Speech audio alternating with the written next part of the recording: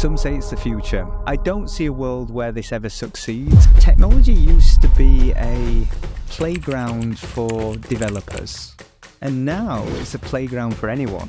Apple came along and said, hold my beer, and completely destroyed that company. Not one person questioned the realism that we now have this hugely powerful tool at our disposal. To have power, unlimited power. And for what? I'm not sure what it looks like yet, but I now know that the greatest minds in the world are going to be building and make everybody's lives easier. Huge news in AI more broadly. AI's biggest problem is... This week's Memes and Machines, not one to be missed. We talk about Humane AI, the device that is going to take over the world, or not. We talk about GPT's, OpenAI's latest announcement that Catty and I both believe may change the world.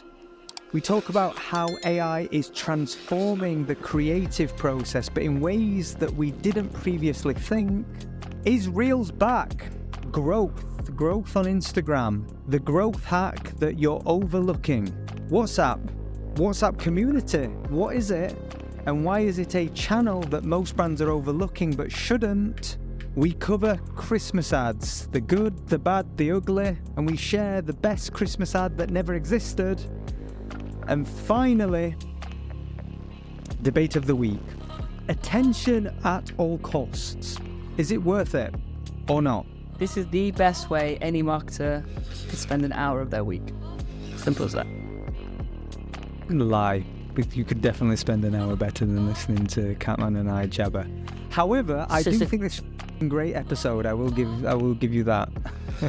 May I humbly say, humility shining through the screen. Catman, good to see you. How you doing? Doing very well. How are you doing? Where are you calling from right now? Specifically, where am I? Specifically, where are you? Country, Portugal. Town, Lisbon. Exact location, little embarrassing. I am in the bathroom. Couldn't wait.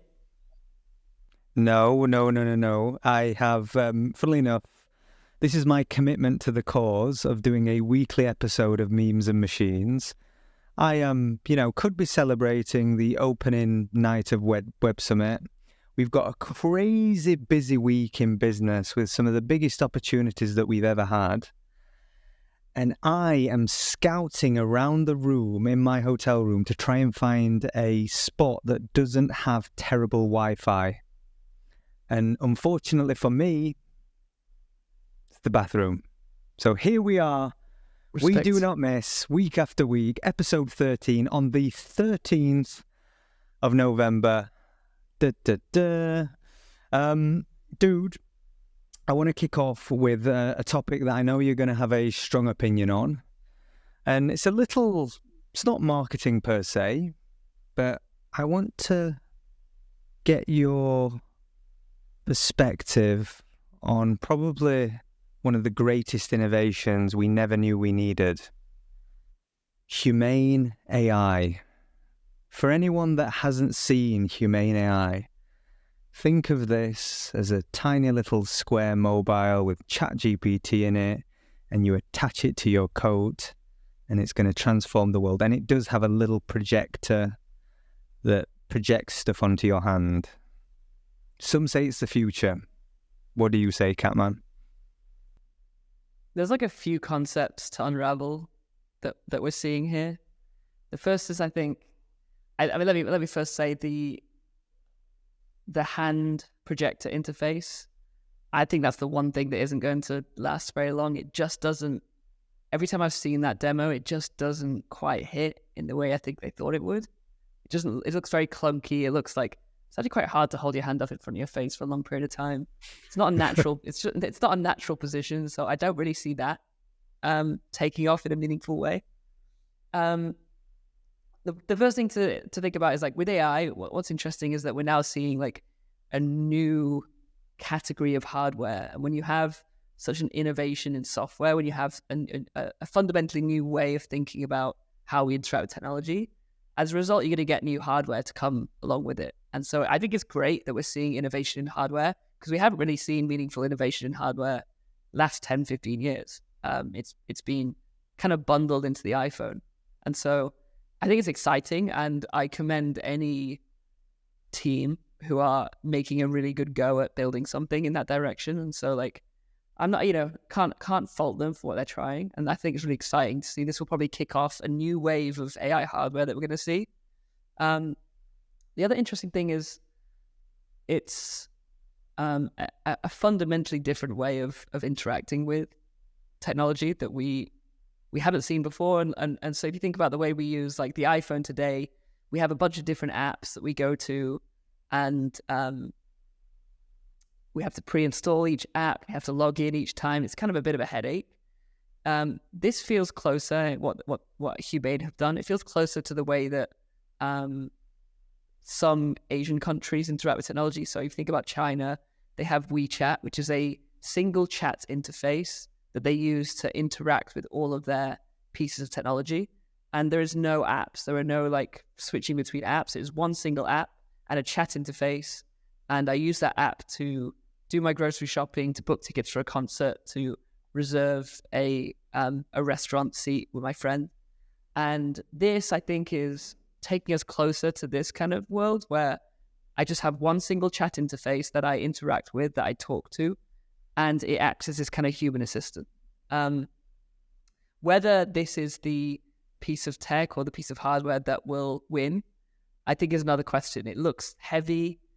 It looks kind of unfashionable. I don't like that you have to click on the pin each time to talk to it. Again, it feels like a worse experience than using my AirPods or using a headset. And so there's like a few counterintuitive things about using the pin that I can't get my head around. But there's other conceptual things that excite me about the way that we're going to start interacting with technology in the future. And so that's the good and the bad in it from my perspective. Wow, I was expecting an absolute character assassination of everything about this product and the people behind it. But I equally agree with you. We haven't seen a hardware revolution since the mobile, not at a mass level. Really interesting. I watched the film on a flight about BlackBerry and how that achieved dominance in category because it created a keyboard on a phone. And that was really revolutionary. And Apple came along and said, hold my beer, and completely destroyed that company in many respects. And you question, well, what's going to really displace what we have today? Well, it's got to be foundationally better. And the only reason you should ever innovate is to create something better, to create something faster or cheaper. And generally, you'll tend to do all of the above in the conquest of better, right? So I look at this and go, on a first principle level, it's so wrong. And then I just go, I get a sour taste when we have this legacy of Steve Jobs being carried over into tech. I saw the launch video and two people projecting and communicating. It just felt just wrong on many levels. So I can admire the fact that innovation is going on. I think the product in so many ways is just flawed.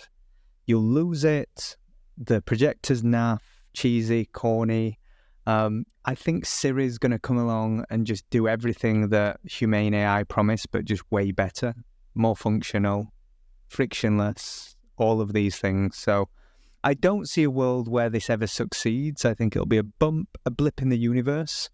The many in the big graveyard of tech innovations that never have any longevity. However, I do applaud, I agree with you, I applaud innovation, and it is nice to see something new. We are seeing more and more wearables, but this for me certainly wasn't it. Yeah. Well, part of me wants to say that, think about their marketing rollout specifically.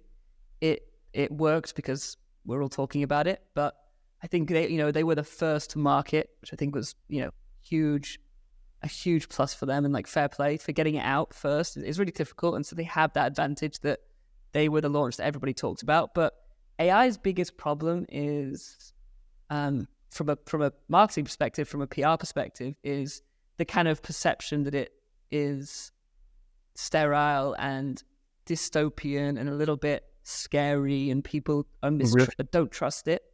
And when they do a launch video like that, again, it didn't really help to reduce some of those perceptions. It felt a bit sterile. It felt a bit dystopian. It kind of just off. And, you know, they're obviously two incredible founders. But I don't know if they were the best people to deliver that presentation, if they were trying to humanize the technology that they were doing. And they actually had another launch video that showed somebody using it in real world context, which is actually 10 times better, but I don't think anybody saw that. So it's interesting seeing how AI is being marketed, but it felt like a lot of the use cases were forced. It felt like they were, like you said, they were trying to, like, you know, believe their own ideas almost in real time. Yeah. You raise a really good point around being early gives you many attention advantages. Being first certainly does. And then you think through what they did well, and as far as a new product, has there been more attention around something? Has there been more talkability? I have to assume that that'll transcend into some sales. But look, maybe we're wrong, right? And you get hold of the product and you realize that the learning curve or the adjustment curve isn't that steep. And suddenly you go, actually, this is better. I think we've been burnt by so many kind of novel features or alternatives that aren't better than what we currently have, that you walk into these things with a level of skepticism. And that's only then propagated when it was what I saw was cliche tech. You know, the interesting thing about marketing is, and we tell our marketing teams all the time, you know, the time you, for example, go onto social media and give a flippant hot take about a topic that you don't really care about, and say you just get it wrong and you get cancelled and you just get attacked. What people and companies do, they do the follow-up. And that's the equivalent of like getting the headline for doing something illegal and then getting a tiny little retraction in a newspaper months later, well, no one reads at the back of the newspaper. That's the reality of kind of when you show up in the world, you kind of only get one opportunity to do that, particularly if you're launching a product. The fact that they're launching a $700 product means and I don't know much about the company, so I am speculating, but I have to assume that they've raised such a significant amount of investment. You can't launch hardware anything without a hell of a lot of capital, the right distribution, etc. So I got to assume they've got very credible backers, a lot of thought, a lot of smart people go into this, and yeah, they maybe made what I'm going to call a sentiment crime, where they just got it slightly wrong in tonality. And it's a shame, because what you described there of like a really interesting way of helping this show up in the world, if they'd have just kept it to that, maybe we're having a different conversation. Maybe less people are speaking about it, but we have a different conversation. On the topic of AI, huge news, not in hardware, but in AI more broadly. ChatGPT's developer conference. And when we connected last week, it had just happened, and I hadn't watched the conference yet. So I'd kind of parked it, was ready to review.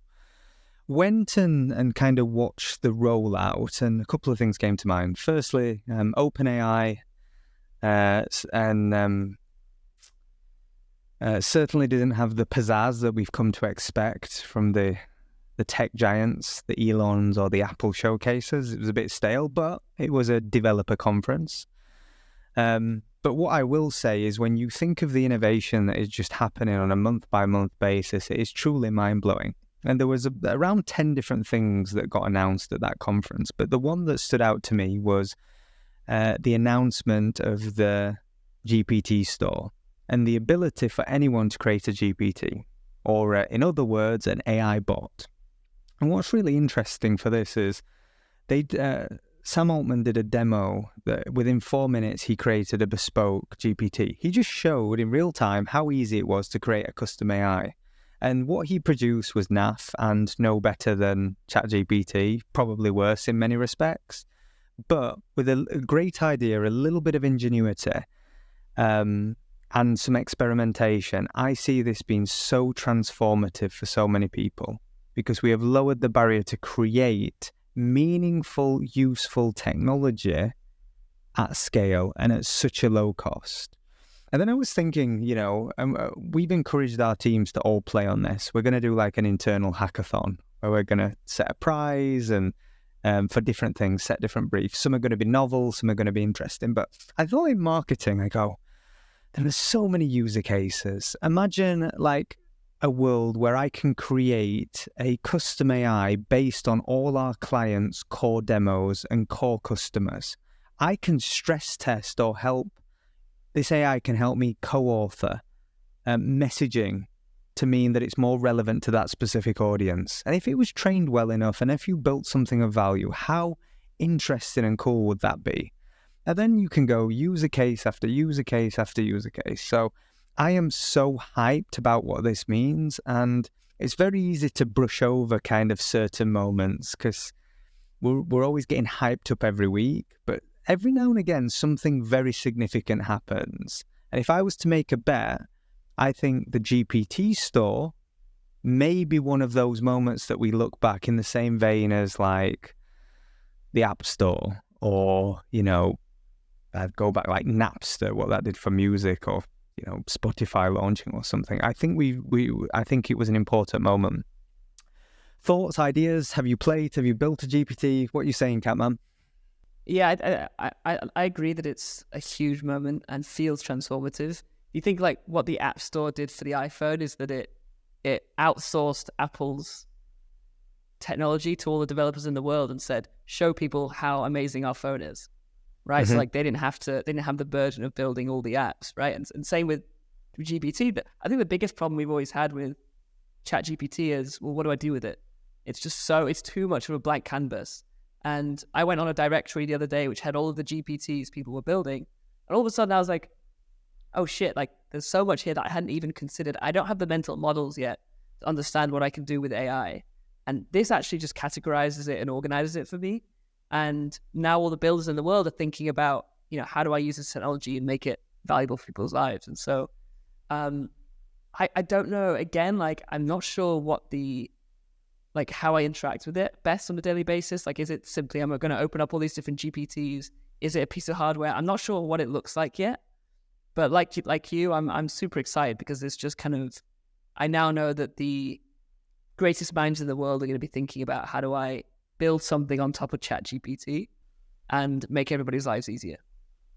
Yeah, and because the technology is no longer a barrier, the complexity is no longer there. This is completely, technology used to be a playground for developers, and now it's a playground for anyone. So I take that and go, wow, this is profound. It'd be interesting. I think we could probably do a segment where, we're sharing, because I agree on the point around, I don't know how the long-term way we're going to interact with this. And I'm sure it'll be somewhat organic, but I do know behind the scenes, I think there will be it will find its place of people, and there will be people that will make a lot of money from developing things of value. In the same way, a lot of companies were in, I'm of the belief that 99% of AI companies today are not going to exist in 5 years. I think 99% of them are going to disappear. But I do believe 1% are going to truly transform the world. And now you don't need to be a company to transform the world. In theory, you could technically just build GPTs and really, really create value. So yeah, I'm pumped. I'm super excited. The arguments from, I suppose, the corporate world will be defendability. How do you defend giving so much information, training these models, creating user cases for this company? We're just feeding the behemoth that OpenAI and the influence that OpenAI is going to have on the world. But I am for it. We've done this many times before, so I'm all for it. We may as well stay on the AI. You were telling me about a really interesting user case, how you've more recently used an AI avatar to launch one of your recent products. Tell us about that. Yeah, I think we've spoken in the past about product announcements, product launches. Like, I think both of us share the philosophy of, showing up in a big way and making a huge deal whenever you have something big to launch. And the way we've always done that historically is with video and, getting our team to speak on video and talk about why they're excited about products or talk about how our product works is, a huge value add. It just gives that kind of trust and social proof. And you can usually get a hell of a lot more engagement than you would with just like a text announcement. Obviously, the biggest barrier there is just production. It's time consuming. It's costly to sit someone down for an hour and have them read through a script and get them on camera. And so last week we launched our first product announcement where the talking head in the video was completely AI generated. And it actually didn't take any involvement from the teammate that we used. He'd previously shot a video with us. We were able to take that video, feed it into this AI program, and then we had an AI avatar that we could feed in a script, and he would spit out the words in a very organic, very kind of realistic, believable way. And if you think about like the previous workflow for our videos, it used to be write the script, sit someone down, shoot with them, start editing, and then we realize, that doesn't sound very good, or that line didn't really hit very well. We have to get them back in, reshoot, re-edit. It's just this kind of headache. Now we basically have this, we're able to feed this script into our program. It spits out the AI generation. We decide we don't like this line, we delete it. We decide we don't like the way he says this word, we change the kind of intonation. It makes real-time editing possible in a way that just simply wasn't before. And it was just like, for me, this like holy shit moment, because the video did really well. It got like 80K views on Twitter, 300 plus likes. The community were kind of crazy excited about it. Not one person questioned, or I guess thought about questioning, the realism of the avatar. And it was made with the blessing of the person, of the teammate. He helped us with the script, so it felt organic and natural. And for me, it was like, oh my God, we now have this hugely powerful tool at our disposal where we're not, we can use the power and leverage the power of in-person content creation, but we're not held back or limited by the in-person capacity. And we're able to scale our team's influence in a way that simply wasn't possible before. And so like probably one of the most exciting moment I've had with AI, where it was this real kind of light bulb that we can get engagement on content that we couldn't have got previously. And like, there's that unlock that everybody's been talking about with AI. It just takes usually a bit of time to figure out the tools to actually get that. 6 months ago, I was screaming to anyone who would listen that this new wave of AI was going to change post-production. So we were thinking at the time, all those errors that you get on set, we're going to correct the odd word. We're going to be able to get the perfect framing on the photography shoot using generative AI to fill out the space. Imperfections no more. I was like, post-production has changed forever. This is amazing. We're going to save money and time. Fast-tracked today with everything you describe, and I'm seeing it in our production teams. I go, it's already changed the production process, and extrapolate further, it's revolutionized the entire creative process. What you've just done there is you have now removed a full block of the creative process, almost entirely. Production. And what's interesting, you showed me that example, and I went and I thought, it's a little off. I've got a very good eye for this because I've seen many examples. So I got a really good eye to spot what's off. But if you wouldn't have told me, I do question whether I would have known. Like, genuinely, because you are right. To the majority, I notice a little kind of glitch in how someone moves, or the intuition in their voice is just a bit flat. And I go, I can tell that. But to 99.9% of the population, it's indistinguishable. And that's today. Yeah, 3 the worst is going to now. be. And the great thing, like, and I think the point a lot of people, they kind of have this hesitation. Oh, it's going to, replace people in the creative process. But it takes a great video team to produce this. It was our video team. It was Sian, who leads our video team. She brought this tool to us. She was pushing it down our necks. I was actually the skeptical one. I was like, I want to make sure this feels organic, and I don't want it to feel robotic. And then she showed me the final product, and I was like, oh, holy shit, this is great. Yeah. And so it takes a great, the people who are going to really benefit from this are the editors. It's the video teams who are pushing this, because they're going to become 10 times more effective than they were before. Yeah.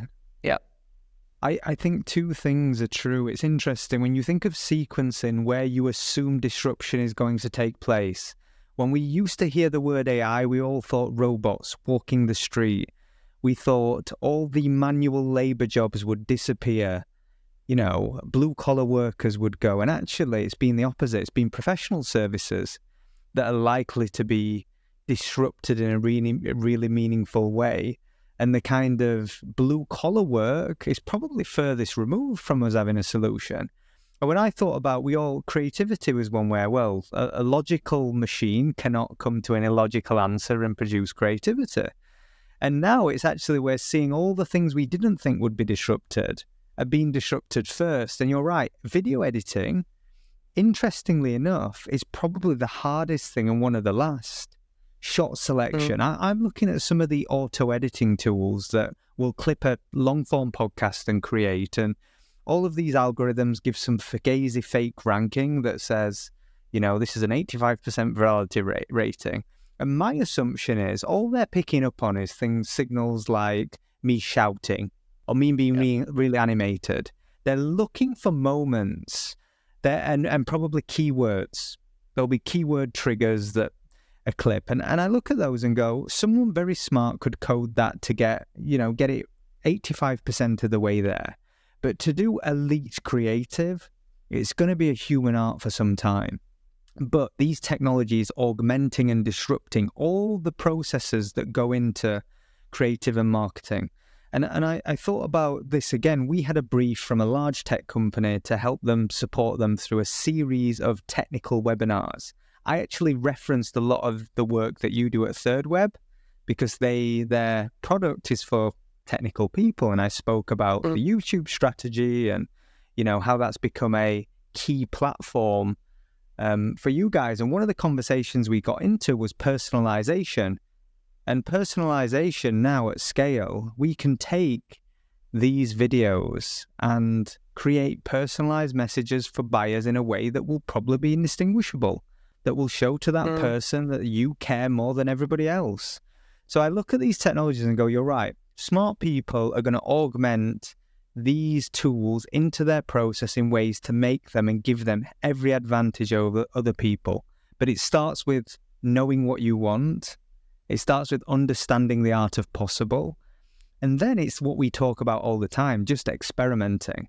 How I thought we would use these tools for best use, I was kind of wrong.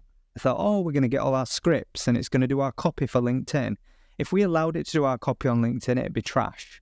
It's not good. There's certain things it's not good at that you assume it's all right. But in areas where I go, it's never going to get there, talking heads videos, this conversation, it's actually doing this stuff better. So I'm always reminded when I hear things and see things, what we're describing today. Yeah, I think you're completely right. Yeah, I don't know else to add. How long before we're replacing ourselves with this then? Before we can, I've been working on GPT. I've only had it for a few days, bear in mind. I've been working on a Catty GPT, and I'll be honest, it's really sassy. Little, it's got a bit of attitude actually. Little skeptical. Got a temper. Dude, I want to talk about social media. We spent a lot of time on machines, but I'm going to segue. Instagram growth. It's long been believed that growth on Instagram was a thing of the past. It used to be there's always a kind of gold rush on a social platform where you've got early adopters that go from zero to hero, and suddenly create these huge platforms and get all this digital leverage and build huge audiences, and then the world follows. And when everybody moved over to TikTok and the zero to hero story of TikTokers became few and far between, it feels like Instagram is a real opportunity, still a top tier platform in every probably social media manager's hierarchy. And I'm noticing Reels driving a hell of a lot of organic growth. So firstly, tell me about your experience on Instagram. What are you seeing, and how are you thinking about the formula behind a really good reel? It's interesting. I'm not hugely knowledgeable about kind of Instagram growth. Like, I run my own page. I don't do much in terms of the way of kind of growth hacking. But what I have observed with Instagram is it's kind of going through like a second phase in terms of what it looks like as a product. Obviously, it's evolved so much over the years. There's been tons of new features, but the growth of Reels has been really interesting, where it's now fundamentally a different app to what it was before. And we saw that when Reels launched, that was like the big moment. Everybody talked about short form video on Instagram and how they're going to copy TikTok and how they're going to like take some of their traffic, etc. And it was largely criticized because the algorithm wasn't very good. The content was a bit messy. It just wasn't quite there yet. So that's was the general sentiment around Reels. What we've seen since then is the Reels product has just improved significantly. The algorithm has kind of figured itself out. All of the biggest creators on TikTok are now creating on Reels as well, sometimes just on Reels. And so it's just had this maturity to the product. And now Instagram is fundamentally a different app to what it was before. So you have, Reels is this whole new, almost its own kind of ecosystem, its own world. And when you have like a new phase of the app, you have a new phase of growth opportunity. And there are people who have grown Instagram pages 0 to million, 2 million off Reels single-handedly. And anybody should really have seen this coming with, when you have something as powerful as TikTok, Facebook are always going to figure it out. They're always going to be able to, replicate the kind of viral success that another app has had. And so it makes sense that short form video is now winning on there. I think, like anything, the way that you build and retain growth on Reels is that there's the same kind of principles that you apply to a great TikTok. And that is, a great hook within the first few seconds. I think being super native, taking videos with your iPhone camera, including yourself in it, being super organic and natural, I think performs well. Again, when you have the more polished, higher production style content, it tends not to perform quite as well. And I think, making sure the content still feels close to the content and the audience that you've already built is really important. I think that, this kind of idea of just getting pure virality on Reels, getting millions of views, but there aren't people that are going to necessarily follow on with your content or engage with the other things you post, that probably isn't going to be a good long-term growth strategy as well. Similar to how we've seen people with shorts, YouTube Shorts, they can get tens of millions of views on YouTube Shorts that don't convert to their channel. They don't convert subscribers. They don't watch the long-form videos. And so making sure that the content feels like something that people are going to interact with, I think is also super important. Yeah, I agree with 90% of that. The latter, certainly. What's interesting, and I'll give you a bit of data to back this up. So we're seeing from Reels, when Reels are reaching over 90% new audiences, meaning the majority of the viewership is coming from new audiences, we're seeing almost a 10% conversion to follow from new users. It's really, really high. I'll give you one example. We posted something on the Flight Story Facebook page. It's got 100,000 views and there's been over 1,000 follows since. And that's like 98% non-follower viewership. But what it does have is what you described there. It has, in turn, it's very much linked to who we are and our social strategy. So it's not abstract. So you come to our page, and more recently, we've only just introduced Instagram as a channel in our marketing activity like a month ago. So we're big believers in focus. We've focused on LinkedIn very heavily. Now we're moving to phase 2 and introducing some new channels. And then I'll go a step further and go, well, what am I observing, not just on our own account as a B2B business, but also the brands we support? I think you're right in saying the hook is arguably the most important thing. And the hook can be a trending song, a familiar format that people are in, or the hook can be just really prescriptive, intrigue. The perfect balance that we tend to find is you do a classic clickbait, but you inject some positivity. Good example is the video I'm describing there. I open up a video and say, this has just killed thousands of businesses, or this has killed many businesses. However, it's just created 1 million more. So it's kind of that positive spin on a classic clickbait. You're thinking, why? And then the bit I'm going to say where the 10% I disagree with you is that production value. So it seems to be a tale of two halves on social. So high-end production, quality camera, good lighting, everything, in terms of the kind of talking head style with the right animations or reference points of videos above, to enhance the story that you're telling. That type of production seems to work really well. Alongside, you're right, really like lo-fi hygiene, camera, talk to camera. So it's everything in the middle that seems to be ruined. Like a good story arc, just a Zoom call cropped, and a conversation like this probably wouldn't work or doesn't work as well. It seems to be, the middle has eroded, but better quality high-end production and also lo-fi native, completely just like scribble on page. It seems those ends of the spectrum seem to be most effective. And then probably the last bit of advice I would give is it's very hard today to be kind of first to break some news. So we're a B2B business, and when something interesting happens in technology or marketing, we want to be one of the first to give a take. You tend to not win in that battle unless you do one thing. You don't have to be first. You have to be early in your messaging and your communication, but you have to give an original take that other people aren't hearing. So what 99% of people that respond to news and generally do get a lot of followers is they just report, but they don't give you actionable advice. So by you going one step further and saying, here's what's happened, but here's what it actually means.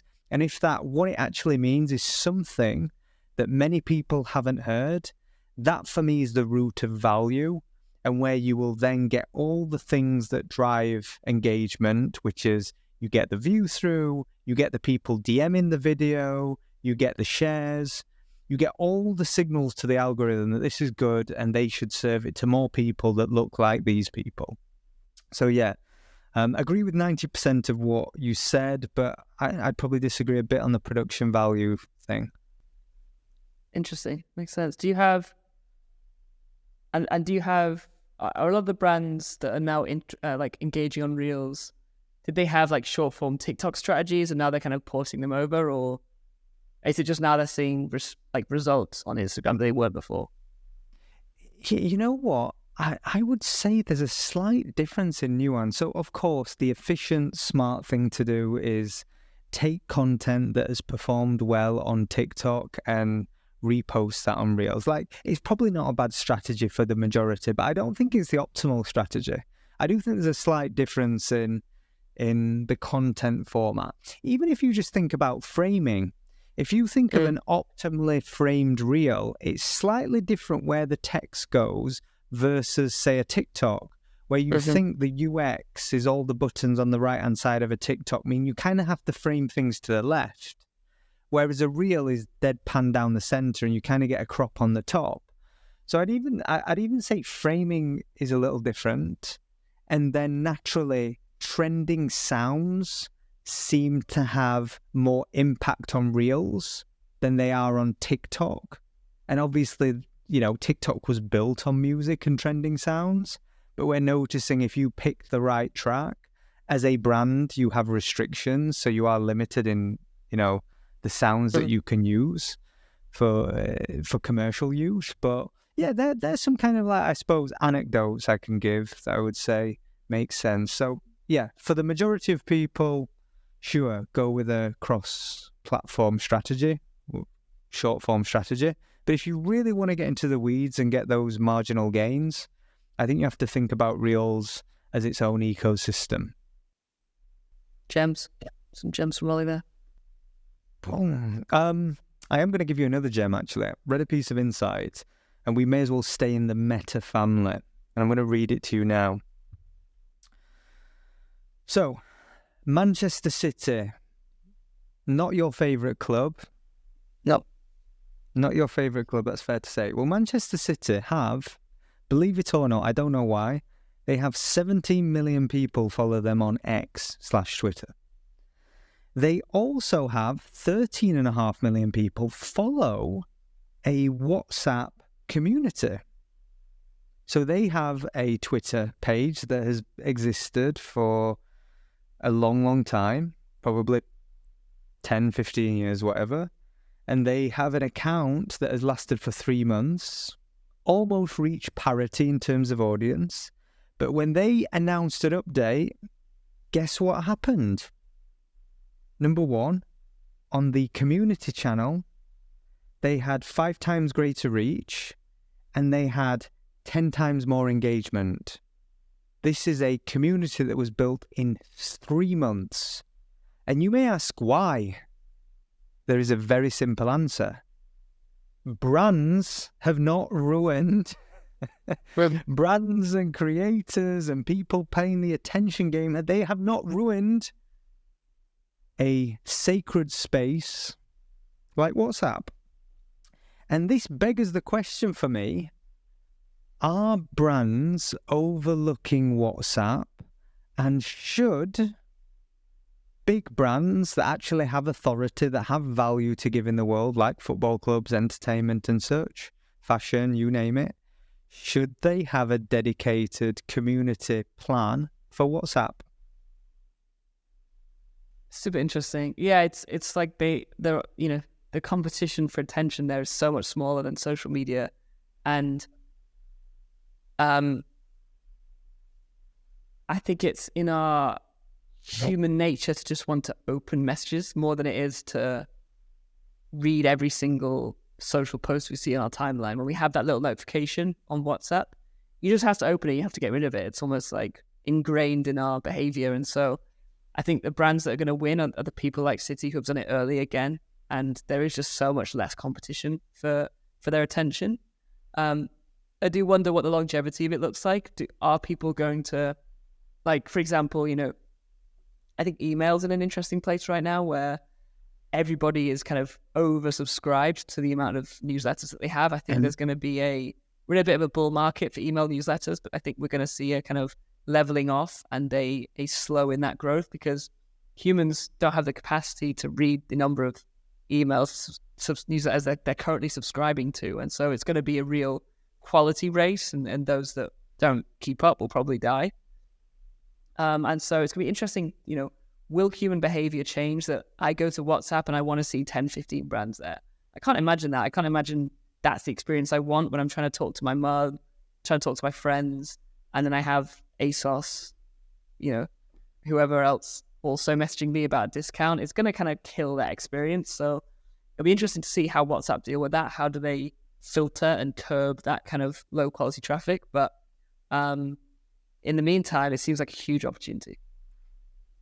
The key word in the meantime. I think we're always, as marketeers, looking for absolutes and certainty. I want to invest my energy in a space that is going to be protected and guarded. I have ownership, and I think the biggest opportunities often exist where people are a little braver in their pursuits, and they operate and play and understand spaces that other people don't. And I'll speak anecdotally, and I remember a time when I've been bullish on WhatsApp for a long time. So go back 6, 7 years ago, we launched a WhatsApp broadcast list, which is effectively what community is today. Think of it as a one-way dialogue. But what was amazing about it at the time was it wasn't a purpose-built mechanism for brands. It was a way for individuals to broadcast messages to lots of people. So brands weren't using it. And we quickly, over time, there was a permission gate. So when people gave you their email, you sent them an automatic message just to say, hey, do you permit to being push notified? And we could push notify anyone who signed up and gave their email address, gave their phone number and their WhatsApp. And what we would do is we'd send a daily update of like 5 interesting things we found interesting in our world. And every so often we'd try and sell something, as in like we'd talk about an event we're doing, or we'd speak about a product or a service launch or showcase a case study.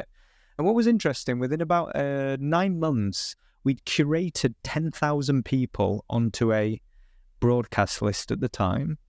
Those 10,000 people were majority social media marketeers, people that were interested in social media. We were giving them value every single day with a push notification, and the open rate did not diminish. It's because we stuck to value. The open rate was over 90%. It started at like 98% and bottomed out at around 90%. And if you think about that attention where you're showing up and reminding marketeers every day that you exist, you can imagine what that did for our new business pipeline.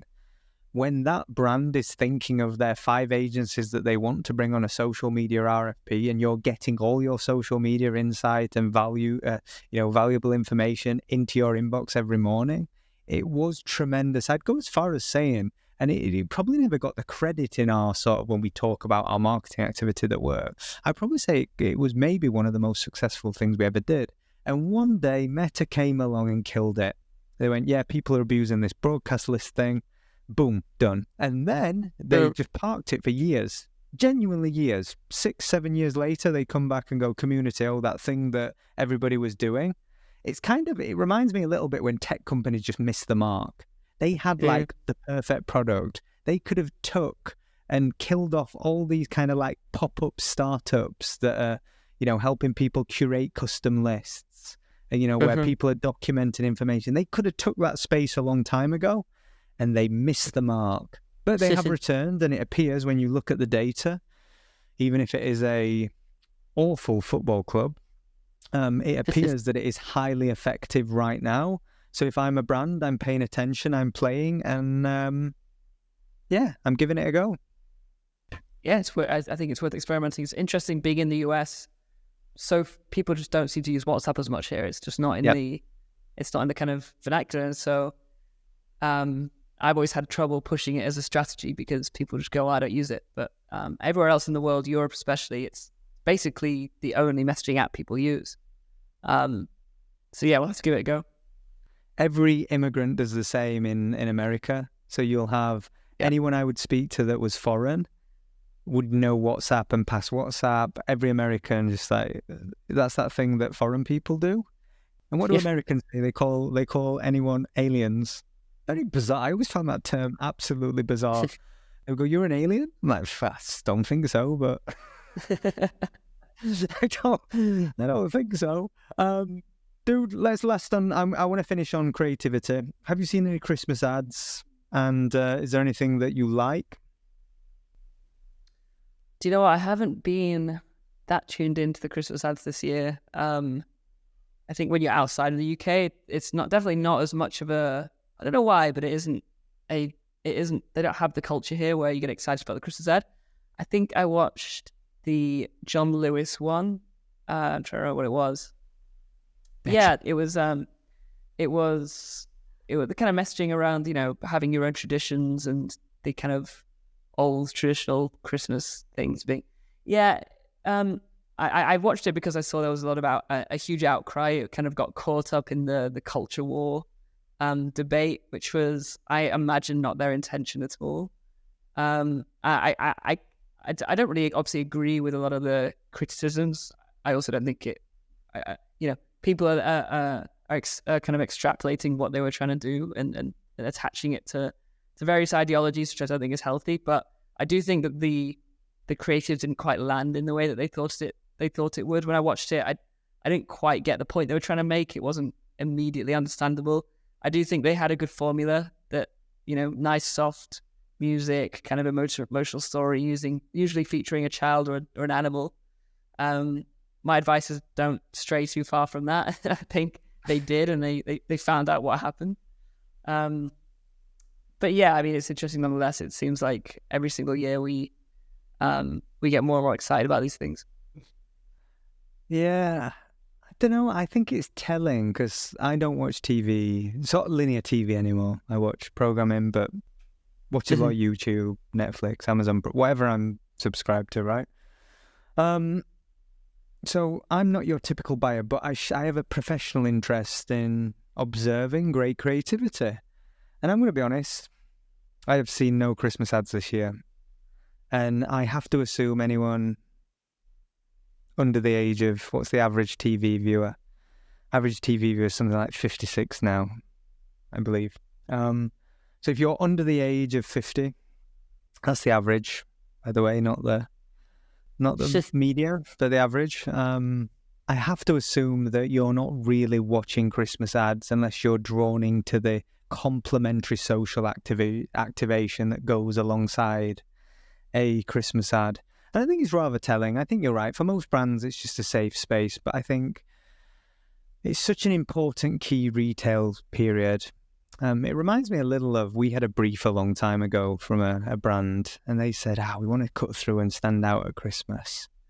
And their brand was a little irreverent. They wanted to be daring. They wanted to be bold. And we said to them, what about if you just took your 100 grand that you were going to spend on a Christmas ad and just give it to a charity? Like, maybe that's the message. Just do something good with it. You could do a Christmas ad that get caught up in the noise. You're not going to outspend the big guys. Just do something different. And they didn't do it in the end. We were playing on this like naughty or nice theme, and we were going to put people to the vote. Are we going to be naughty and like blow it on a Christmas party, or are we going to be nice and do this? And I thought that'd have been a cool idea. Never took it, by the way. So that is up for grabs. Wouldn't be the first time someone heard something on memes and machines and went ahead. I'd love to see that in the real world. That'd be cool. Yeah. Really good. Dude, on that point, though, I am going to conclude with our debate of the week, which I wrote down, debate of the week, Gymshark. And what I mean by that, our debate of the week is, are stunts, and I'll explain what I mean by stunts in a second, are stunts worth it? So Gymshark are famous for kind of doing these activations that capture headlines and get people talking online. And one they did for Black Friday was seemingly very random. Basically, they took out advertisements in like wedding newspapers about people getting married. Gymshark got married to Black Friday, and it was kind of like an anagram or framed differently. And they used all these random newspapers. And then retrospectively, meme pages and earned media would talk about it. They would tell the story of Gymshark cutting through. And part of me goes, I caught it because a social publisher talked about the story in retrospect. I caught it and go, I like grabbing people's attention, but attention at all costs with no real purpose. I go, it's kind of lost on me now. I didn't really rate this particular activation, but I am a big fan of Gymshark and think they do great work. But this just felt a bit throwaway. So, debate of the week, attention at all costs. Is it worth it? Yeah, I was in the same boat with this one. I don't think attention at all costs is always worth it, but I do think you need to have a culture and a mindset internally as a marketing team to just try a lot of things because you don't know which is going to work.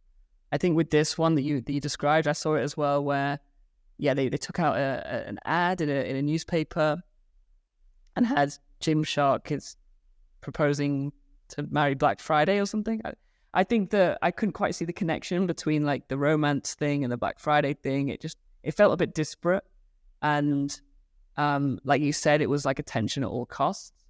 But it's experimentation. And I think that you have to have these shots at goal if you're going to go viral, if you're going to hit the right, if you're going to land that piece of that marketing that reaches tens of millions of people. Because often you don't know which one it's going to be. So I agree that there has to be some strategy behind it. There has to be a bit more thought behind it. But a lot of the time it does come off as kind of viral for the sake of being viral. Yeah. Well, there is no debate of the week because I couldn't agree with you more. I think they've done some phenomenal work this year. I'm a big MMA fan, and some of the ways that they've activated against one of their athletes, Francis Ngannou, that fought Tyson Fury, former UFC heavyweight champion. I think they've been phenomenal in their reactionary content, in what they did in the build-up, kind of attaching themselves to an athlete that is centre stage of global attention. They did great work. And then Black Friday almost felt like a bit of an afterthought, like we're just stretching. When you see the ideas deck and there's tissue concepts and there's like 10 in there, and they're all kind of just bang average and random, but this one was kind of the best. It felt like, we'll just take that one and do it. But you're right, net positive, philosophy, culture beats strategy, as they say. Is that the phrase? Culture eats strategy for breakfast, I think is the correct term. There you go. Put on a t-shirt. There we go. Hands on keyboards, everyone. Dude, always a pleasure. And I will see you probably next time, not from a bathroom. I hope. Oh, I was looking forward to it.